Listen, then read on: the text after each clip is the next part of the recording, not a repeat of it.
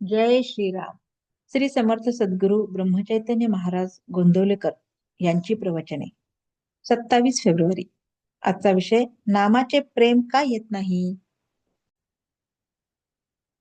आज इतकी वर्षे होऊन गेली तरी सुद्धा ज्ञानेश्वर, तुकाराम, समर्थ रामदास यांच्यासारख्या थोर संतांचे नाव टिकून राहिले आहे. याचे खरे कारण हे की त्यांचे नामावर अत्यंत प्रेम होते. या सर्व संतांच्या वचनांवर आपण विश्वास ठेवतो.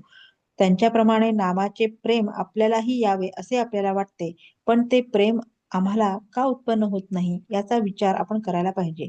त्या नामाला उपमा देताना ते अमृतापेक्षाही गोड आहे असे त्यांनी सांगितले. नामाला अमृताची उपमा देताना त्या अमृताच्या पलीकडे दुसरी गोष्टच नाही असे आपण म्हणतो. मग त्या नामाचे प्रेम आम्हाला का बरे नसावे. तर त्या नामाच्या आड काहीतरी येत असले पाहिजे हे खास.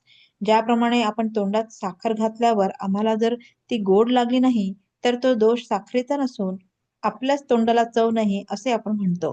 त्याप्रमाणे नामाची गोडी आमच्या अनुभवाला येत नसेल तर आमच्यामध्येच काहीतरी दोष असला पाहिजे हे खास.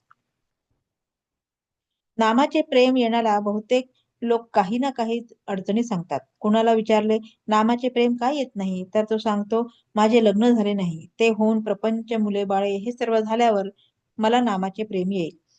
पण लग्न करून मुले बाळे असलेल्या किती लोकांना नामाचे प्रेम लागले आहे. कोणी म्हणतो, पैसा नाही म्हणून प्रपंचाची काळजी वाटते आणि नामाचे प्रेम येत नाही. परंतु अगदी भरपूर पैसा असलेल्या किती लक्षाधीशांनी नामाचे प्रेम मिळवले आहे. कोणी म्हणतो, या प्रपंचात बायको, मुले, आजारपण, शेतीवाडी यांच्या व्यापामुळे आम्हाला नामाचे प्रेम लागत नाही. तर कोणी म्हणतो, प्रपंचात राहून मला आता कंटाळा आला आहे, मी आता संन्यास घेतो म्हणजे मला नामाचे प्रेम येईल. तर कोणी प्रापंचिक दुःखाला कंटाळून अगदी आत्महत्या करायला निघतो. अशा रीतीने सर्वजण ज्या परिस्थितीत असतात त्या परिस्थितीत नामस्मरणाला अडचणच सांगत असतात. नामाचे प्रेम न याला खरोखरच परिस्थिती कारणीभूत आहे का याचा विचार आपण करायला पाहिजे. मला वाटते, नामाचे प्रेम न यायला खरोखर कारण कोणते असेल तर भगवंत हवा असे आम्हाला मनापासून वाटतच नाही. भगवंत हवा आहे असे वाटणे हे खरोखर भाग्याचे लक्षण आहे. तुम्हाला खरोखरच भगवंत हवा आहे असे वाटू लागले म्हणजे त्या हवेपणातच त्याच्या प्राप्तीचा मार्ग दिसू लागेल. बोधवाक्य. नामाची गोडी अशी विलक्षण आहे की ज्याला ती लागली त्याला स्वतःचे भान राहत नाही, म्हणून नामाला वाहून घ्यावे.